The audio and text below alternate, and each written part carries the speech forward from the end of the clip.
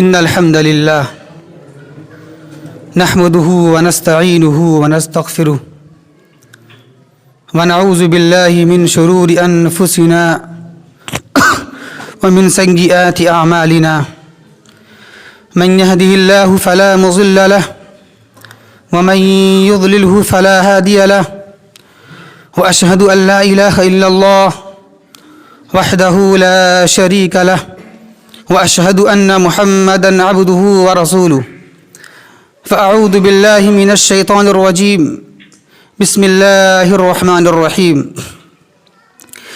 يا أيها الذين آمنوا اتقوا الله حق تقاته ولا تموتن إلا وأنتم مسلمون يا أيها الناس اتقوا ربكم الذي خلقكم من نفس واحدة وخلق منها زوجها وبث منهما رجالا كثيرا ونساء واتقوا الله الذي تساءلون به والأرحام إن الله كان عليكم رقيبا يا أيها الذين آمنوا اتقوا الله وقولوا قولا سديدا يصلح لكم أعمالكم ويغفر لكم ذنوبكم ومن يطع الله ورسوله فقد فاز فوزا عظيما أما بعد فإن أحسن الكلام كلام الله وخير الهدى هدي محمد صلى الله عليه وسلم وشر الأمور محدثاتها وكل محدثة بدعة وكل بدعة ضلالة وكل ضلالة في النار قال الله تبارك وتعالى في القرآن المجيد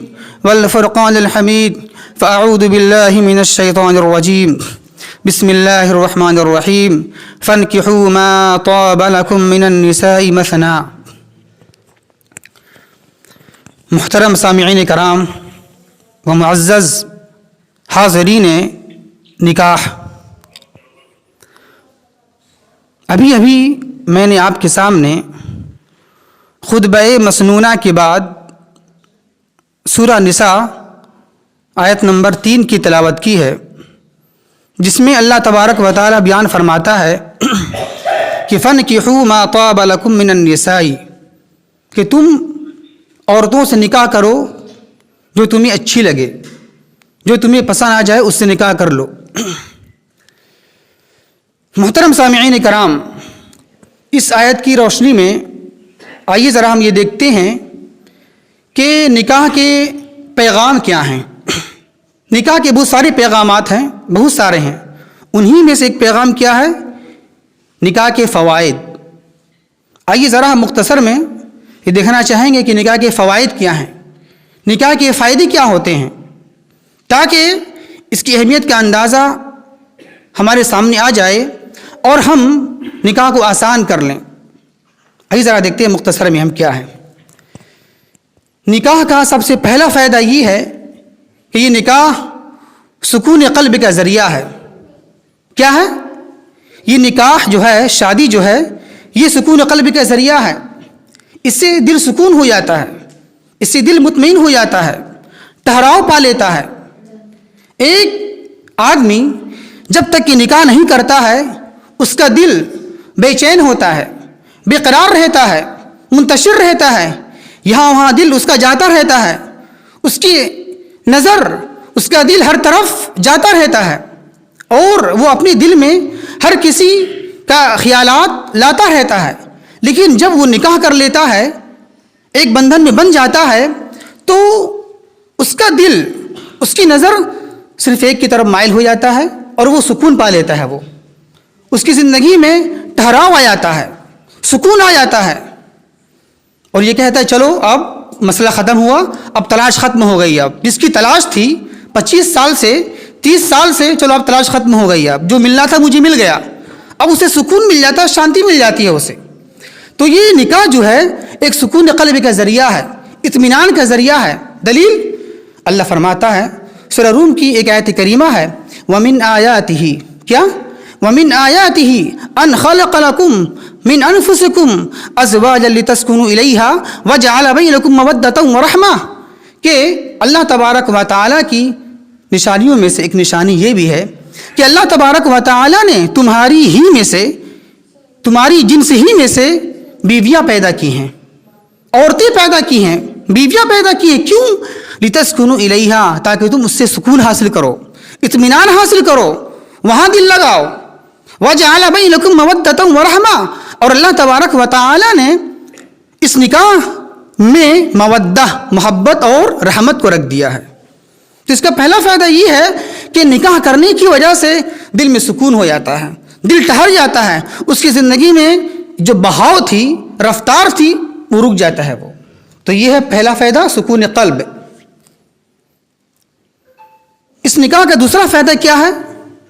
फ़क़्र फ़ाक़ा का ख़ात्मा, फ़कीरी का ख़त्म हो जाना, गरीबी का ख़त्म हो जाना। जब एक आदमी, एक शख्स गरीब होता है, उसके पास माल दौलत नहीं होती है शादी करने के लिए, निकाह करने के लिए और लड़की को लाने के लिए, कि लड़की लाएंगे हम तो कहाँ रखेंगे, ज़रिया माश नहीं है, मेरे पास माल नहीं है, दौलत नहीं है, असबाब नहीं है, घर नहीं है, कहाँ रखेंगे हम। लेकिन फिर भी वो अल्लाह के भरोसे पर मेहनत करता है और अल्लाह के भरोसे पर निकाह कर लेता है, तो अल्लाह तबारक व तआला इस निकाह की बरकत से अल्लाह उसे मालदार बना देगा। दलील कुरान की आयत करीमा, अल्लाह बयान फरमाता है सूरह नूर 18 पारे के अंदर में, वअनकिहुल अयामा, क्या?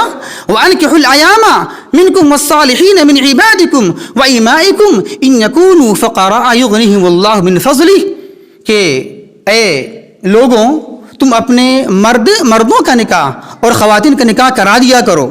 अगर वो बिलफ़र्ज़ मुहताज भी होंगे, गरीब भी होंगे, तो अल्लाह तबारक व तआला अपने फजल से उसे मालदार बना देगा, गनी कर देगा। इसका दूसरा फ़ायदा ये होता है, अगर आप गरीब हैं, नादार हैं, मुफलिस है, लेकिन अगर निकाह करना चाह रहे हैं, आप शादी करना चाहते हैं, तो अल्लाह तबारक व तआला इस निकाह की बरकत से अल्लाह आपको बेनियाज और मालदार बना देगा। यह है इसका दूसरा फ़ायदा। इसी तरह इस निकाह का तीसरा फ़ायदा ये है कि निकाह आधे दीन के मुकम्मल करने का ज़रिया है। यानी निकाह कर लेने के बाद आधा दिन मुकम्मल हो जाता है। इसका मतलब क्या है? आपका आधा दिन मुकम्मल हो गया। इसका मतलब क्या?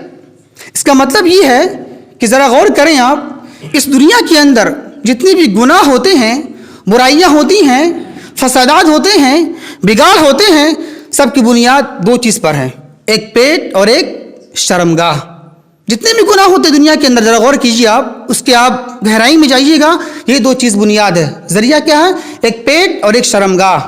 जब एक आदमी, एक इंसान, एक शख्स निकाह के ज़रिए अपनी शर्मगाह को बचा लेता है, महफूज कर लेता है, तो गोया कि उसने आधा दिन मुकम्मल कर लिया, आधा दिन मुकम्मल कर लिया, और बाकी आधे दिन के बारे में, मईशत के बारे में वो अल्लाह से डरता रहे और वो हलाल रोज़ी कमाता रहे। ये है इसका मतलब। दलील क्या है? आपकी हाकिम की हदीस है, इसी तरह बहकी की हदीस है। अल्लाह की नबी सल्लल्लाहु अलैहि वसल्लम ने बयान फरमाया है कि जब एक बंदा, एक इंसान निकाह कर लेता है, तो गोया उसने आधा दिन मुकम्मल कर लिया, बाकी वो आधे दिन के बारे में अल्लाह से डरता रहे, वो रोज़ी, हलाल रोज़ी कमाता रहे। तो इसका तीसरा फ़ायदा ये होता है कि निकाह की वजह से आधा दिन मुकम्मल कर लेता है इंसान।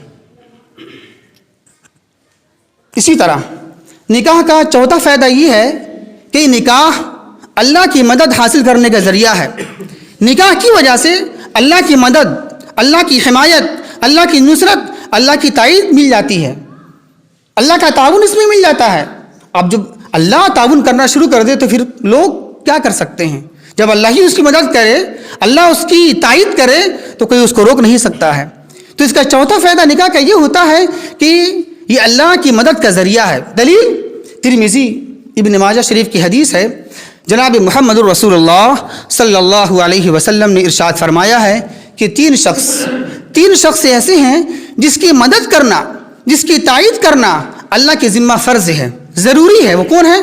पहला शख्स, वो ग़ुलाम जो किसी मालिक की अंडर में हो, मालिक के अंडर में हो, और वो ये चाहता हो कि हम आज़ाद हो जाएं, हम आज़ाद हो जाएं, और वो आज़ाद होने के लिए कुछ रकम देना चाहता है, कुछ कोशिश करता है उसके लिए कि हम रकम दे, पैसा दे और आज़ाद हो जाएं। तो अल्लाह पर यह ज़रूरी है कि उसकी मदद करे, उसका ताउन करे। यह है पहला शख्स, ग़ुलाम। दूसरा शख्स, वो आदमी जो निकाह करना चाहता है और निकाह की वजह से अपने आप को गुनाहों से बचाना चाहता है, अपने आप को बेहयाई से और बुरे अमाल से बचाना चाहता है, और वो आदमी इसके लिए कोशिश करता है, दौड़ धूप करता है कि निकाह करेंगे हम, मेरे पास माल आ जाए, दौलत आ जाए, मेरे पास घर आ जाए, जितना ज़रूरियात है उतना ज़्यादा भी नहीं, کہ وہ کوشش کر رہا ہے اس کے لیے، تو اللہ پر یہ ضروری ہے، یہ حق ہے کہ اللہ اس کی مدد کرے، اللہ اس کا تعاون کرے۔ یہ دو۔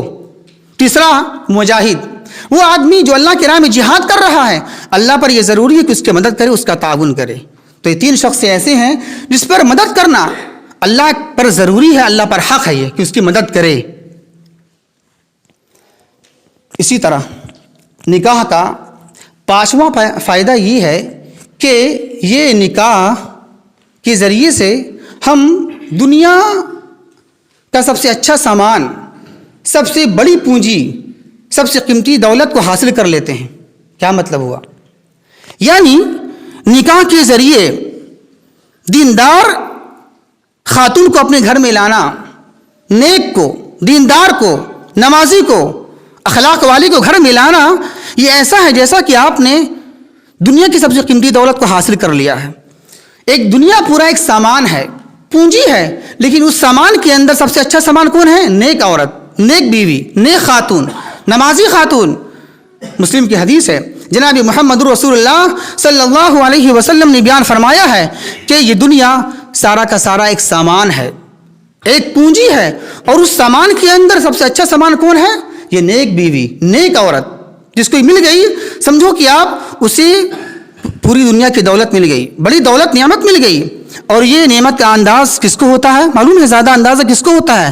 نیک عورت زیادہ اچھی ہے، بڑی دولت ہے، نعمت ہے، یہ اندازہ اس کو زیادہ ہوگا جس کی بیوی تو ہے لیکن بدتمیز ہے، بد اخلاق ہے، بری اخلاق والی ہے، بے نمازی ہے، اس کو زیادہ اندازہ ہوگا، اس چیز کا احساس اس کو زیادہ ہوگا۔ بیوی تو ہے لیکن بدتمیز ہے، بری اخلاق والی ہے، بے نمازی ہے، بدگوئی ہے، بدتمیزی کرتی ہے، گالی گلوچ کرتی ہے، تو لیکن اگر تو یہ دولت نہیں ہے۔ دولت کون ہے؟ دولت وہ عورت ہے، دولت وہ بیوی ہے جس کے اندر دینداری ہو، تقوی ہو، طہارت ہو، نمازی ہو، اخلاق والی ہو، وہ جا کے بیوی آپ کی دولت بنے گی، ورنہ وہ بیوی جو بد اخلاق ہے وہ دولت نہیں بن سکتی ہے۔ یہ ہے اس کا پانچواں فائدہ کہ نیک عورت کو لیا جائے، نیک لڑکی کو لایا جائے نکاح کے ذریعے سے، تاکہ یہ آپ کی بڑی دولت بن جائے دنیا کی۔ چھٹا اور آخری فائدہ، نکاح کا چھٹا فائدہ یہ ہے کہ نکاح کے ذریعے سے شرمگاہ کی حفاظت ہو جاتی ہے اور نگاہیں جھک جاتی ہیں، نگاہ پست ہو جاتی ہے۔ بخاری شریف کتاب النکاح کی حدیث ہے، جناب محمد رسول اللہ صلی اللہ علیہ وسلم نے بیان فرمایا ہے کہ اے نوجوانوں کی جماعت، اگر تم میں طاقت ہو شادی بیاہ کرنے کی تو شادی کر لو، شادی کر لو، دیر نہ کرو۔ یہ شادی اس لیے کہ یہ شادی کرنا، یہ نکاح کرنا شرمگاہ کی حفاظت کرتی ہے اور نگاہ کو نیچی کر دیتی ہے۔ اگر بالفرض طاقت نہ ہو شادی کرنے کی، نکاح کرنے کی، تو روزے رکھو، روزے رکھو۔ یہ روزہ رکھنا آپ کے شہوات کو، خواہشات کو توڑ دے گا، ختم کر دے گا۔ اللہ سے دعا ہے کہ اللہ تبارک و تعالی ہمیں صحیح سمجھ کے توفیق عطا فرمائے۔ وما توفیق الا باللہ، والسلام علیکم ورحمۃ اللہ۔